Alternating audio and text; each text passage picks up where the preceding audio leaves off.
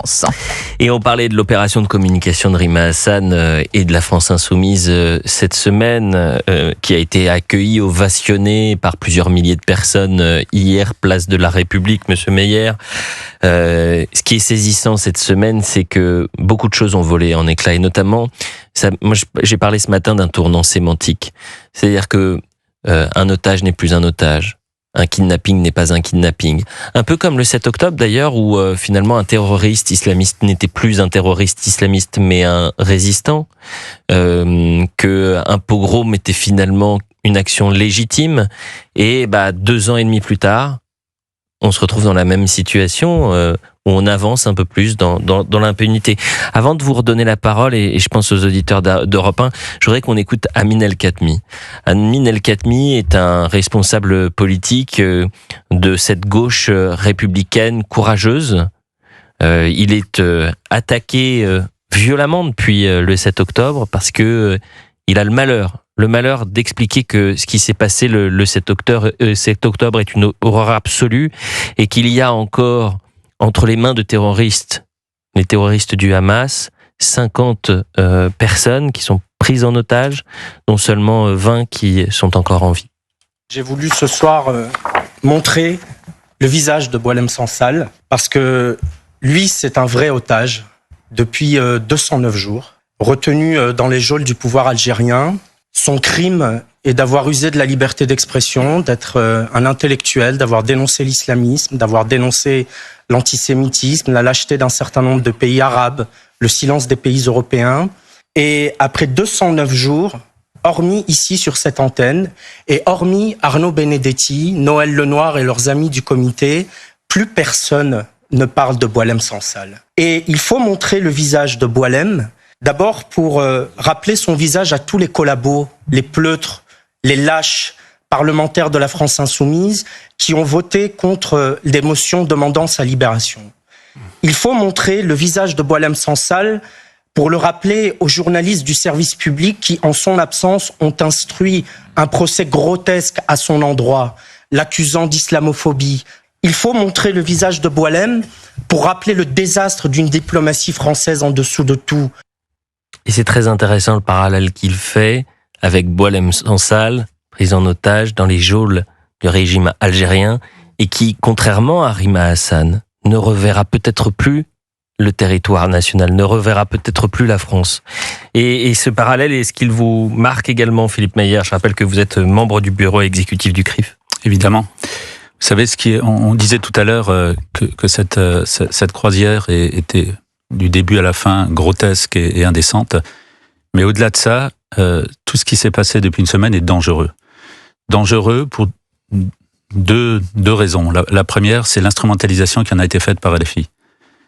Cette croisière a été un outil, un instrument parmi d'autres, depuis le 7 octobre 2023, qui a permis à LFI de continuer à diffuser sa haine d'Israël, de continuer à cracher son venin contre Israël, de continuer à stigmatiser, à mettre à l'index la démocratie israélienne.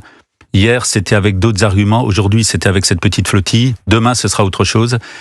Et en faisant cela depuis le 7 octobre, on l'a déjà dit tous plusieurs fois, mais il faut jamais cesser de le répéter. En ayant cette attitude de celle de la meute LFI, eh bien, cela participe à ce climat suffocant pour les Français juifs, à ce climat d'antisémitisme, on dit d'atmosphère, mais qui est tout simplement quotidien. On a vu ce qui s'est passé avec ce rabbin qui a été agressé 2 fois dans la semaine. C'est pour ça que c'est pas que la haine d'Israël, et vous avez non, mais bien sûr, le lien est évident. À ceux qui disent encore que l'antisionisme n'est pas de l'antisémitisme, qu'ils se taisent. On voit l'inverse tous les jours. Et ce qui s'est passé avec cette flottille, si on doit en retenir que l'essentiel, parce que le reste c'était du spectacle, des pitres, on oubliera ça très vite. En revanche, ce qu'on n'oubliera pas, c'est l'instrumentalisation qui en est faite pour continuer à attaquer Israël et donc à faire peser, à mettre une cible sur les Français juifs. Ça, c'est la responsabilité de l'AFI. La deuxième raison pourquoi tout ça est très dangereux, c'est ce qu'on vient d'entendre à l'instant. C'est que pendant qu'on a parlé de tout ça, pendant qu'on a participé au buzz, peut-être trop, mais c'est la société d'aujourd'hui qui le veut. Pendant qu'on a fait tout ça... Vous trouvez qu'on a trop parlé dans les chaînes d'information, sur les stations radio de Je ne sais pas si on en a trop parlé ou pas trop, mais en tout cas, on en a beaucoup parlé. Et ça fait partie, ça fait partie du traitement de l'information aujourd'hui. Mais pendant qu'on fait ça, il ne faut jamais oublier l'essentiel, c'est-à-dire les vrais otages. Pas les otages. Rima Hassan, qui a été otage, selon elle, 24 heures, alors qu'elle aurait pu rentrer tout de suite, qui a fait une grève de la faim d'une demi-heure. Enfin, tout ça était tellement ridicule. La même Rima Hassan, rappelons-le, ça a été dit tout à l'heure, qui avait voté au Parlement européen contre, qui ne s'est pas abstenu, qui a voté contre la libération de Boualem Sansal, un vrai otage. Donc ces vrais otages-là, les 56 otages qui sont encore entre les mains du Hamas, dont, vous l'avez dit, une vingtaine de vivants peut-être, et les restes qui sont décédés. Depuis plus de 610 jours. Boualem Sansal, détenu en otage par le régime autoritaire algérien depuis plus de 210 jours. Et puis surtout, on en parle peu, les 2 compatriotes français, les 2 concitoyens français, qui sont otages en Iran. Ce sera peut-être, on en parlera juste après la pause. Otages en Iran depuis 3 ans. Depuis mai 2022. Otages en Iran, 2 Français. Mais comment vous expliquez qu'hier... Est-ce que Rima Hassan va faire une flottille pour aller à Téhéran, aller les chercher ? Monsieur Meyer, comment vous expliquez hier que sur cette place de la République, il y avait quand même plusieurs milliers de personnes ? Mais parce que il y a cette instrumentalisation, il y a cette stratégie, il y a une stratégie. Les gens ont quand même leur libre arbitre, bien sûr, ils comprennent, ils ne sont pas dupes. Donc, qu'est-ce qui se passe pour que aujourd'hui, une femme comme Rima Hassan et ses lieutenants Louis Boyard et consorts puissent réunir plusieurs milliers de personnes à Paris. Alors c'est peut-être marginal. Hein. Alors d'abord, c'est pas marginal. Quand il y a un rassemblement de haine, ce n'est jamais marginal. Ce n'est pas Rima Hassan qui les a rassemblés. Rima Hassan ne représente pas grand-chose. C'est LFI, c'est la Meute, c'est le Gourou, Mélenchon, etc. Maintenant, pour répondre à votre question, il y a depuis le 7 octobre 2023 une stratégie politique tout à fait assumée de la part de LFI, qui est d'instrumentaliser ce conflit pour faire plaisir à des quartiers, pour faire plaisir à certains électeurs, avec son fameux calcul, il me manquait 200 000 voix, je vais aller les chercher dans les quartiers. Une partie de cet électorat qui est sensible au conflit israélo-palestinien, qui ne le serait pas.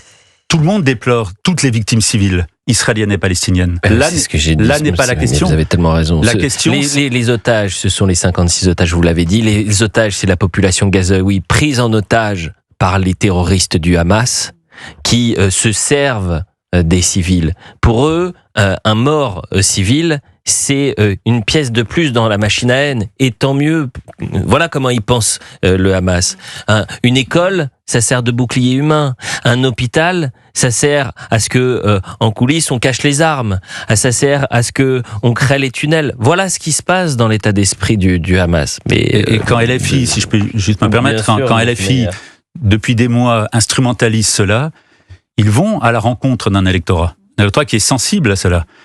Et bien sûr, quand cette rencontre se fait, ça donne la place de la République qui se transforme petit à petit en place de soutien au Hamas, ce qui est hallucinant, alors que la place de la République est un symbole fort de la démocratie, de nos valeurs universelles. Vous avez vu comment la statue a été dégradée.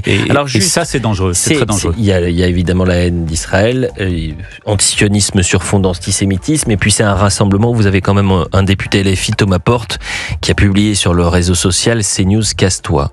Alors moi, j'ai pas l'habitude de relayer ce genre de message, bien évidemment. On n'est pas là pour se plaindre. Simplement, Thomas Porte, c'est pas n'importe qui. Et quand des confrères sont attaqués, violentés, menacés, moi, je suis le premier à défendre. Ça s'appelle la confraternité.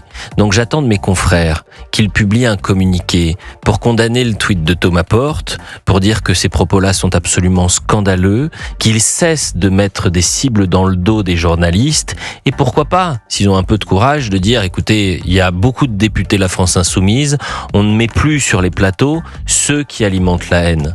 C'est possible de faire ça. Ils sont où les copains journalistes ? Allez, réveillez-vous les amis. Réveillez-vous. Monsieur Meyer, rapidement. Oui, juste rapidement. Là, vous signalez ce que Thomas Porte a dit à propos de CNews.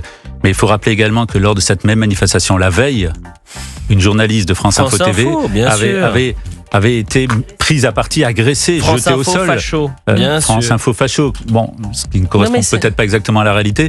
Enfin, c'est pour dire quand même jusqu'où on va. Sur cette violence, quand vous parlez de ciblage, LFI cible les Français juifs, LFI cible les journalistes, LFI cible les symboles de la République. C'est ce qu'on voit tous les soirs lors de ces meutes.